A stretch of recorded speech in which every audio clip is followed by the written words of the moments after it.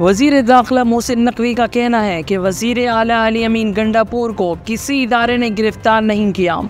उनकी KP house से भागने की वीडियो मौजूद है।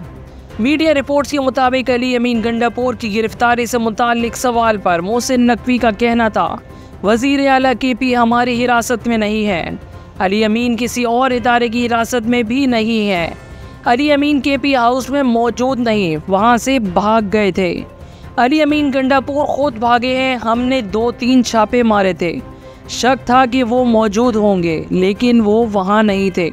इल्म नहीं कि अली अमीन केपी पहुँच गए या नहीं। केपी हाउस से अली अमीन के भागने की फुटेज मौजूद है। इस मौके पर गवर्नर केपी फैसल करीम कुंडी का कहना था कि कल एक जत्था आया था जिसका दावा था कि वो पुरअमन है। अगर इनके बहुत से लोग जख्मी हुए हैं तो वो कौन से अस्पताल में हैं? गवर्नर फैसल करीम कुंडी, पीटीआई का एजेंडा मुल्क दुश्मनी है। जब चीनी सदर पाकिस्तान के दौरे पर आ रहे थे तो पीटीआई ने इनका दौरा सबूताज किया।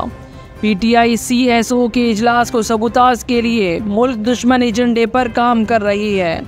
इनका कहना था अली अमीन ने कल से खुद साख्ता रुपोशी इख्तियार की हुई है।